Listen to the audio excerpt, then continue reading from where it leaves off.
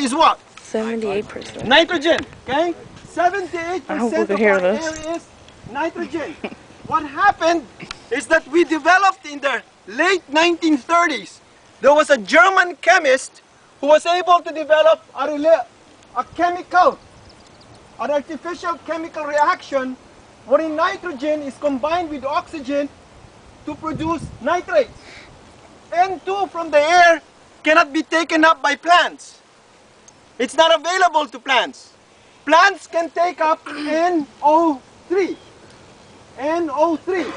That's the form of nitrogen that plants can take up. NO3. That's why there is a food insecurity during the early 1930s, but we were able to, through chemical reaction, produce lots and lots of fertilizers, artificial fertilizers, and we had a boom in food, right?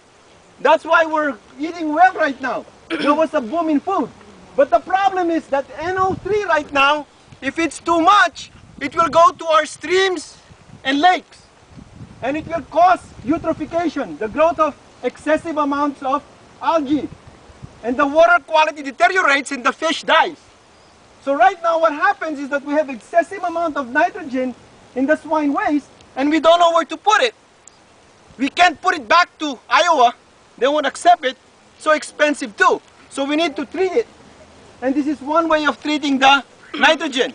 Now, I went to that because NO3, this is important, NO3 is converted to nitrogen gas and oxygen through the action of the denitrifying bacteria. So there is a denitrifying bacteria which acts on NO3 and causes NO3 to be converted to nitrogen gas and oxygen, which are harmless. And this medium right now, see this medium? This medium right now that you see, this type of a system, that's why it's biological engineering, okay? This is a biologically engineered design because living plants right now have the medium. It's a good medium for that bacteria, and that bacteria is living too, right?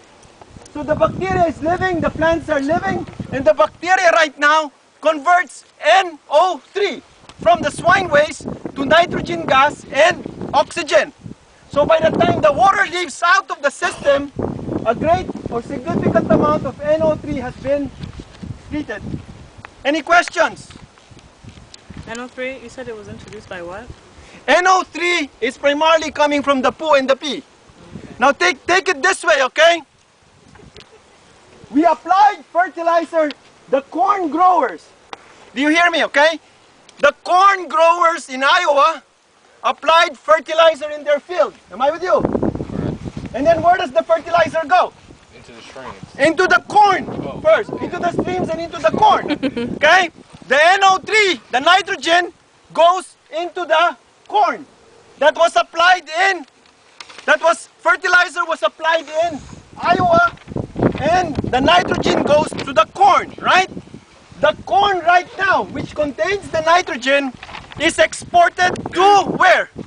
North Carolina, right? To feed the pigs.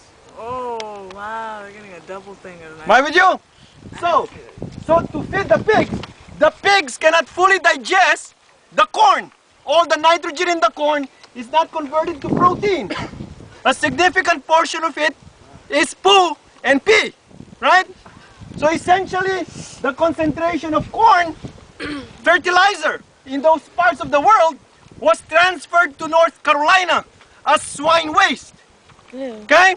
So we don't know what to do with those mountains and mountains of swine waste.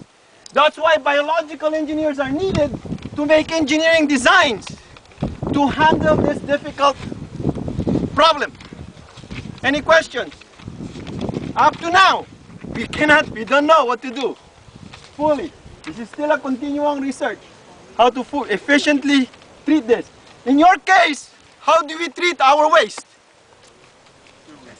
Through a wastewater treatment facility, right? And through septic tanks. Am I right? Yeah. So the pig waste, you cannot put a wastewater treatment facility for pigs. It's too expensive. Our bacon will cost like maybe $5 each. Okay? If you do it that way. So any questions? So no more questions, then we need to go back to the van.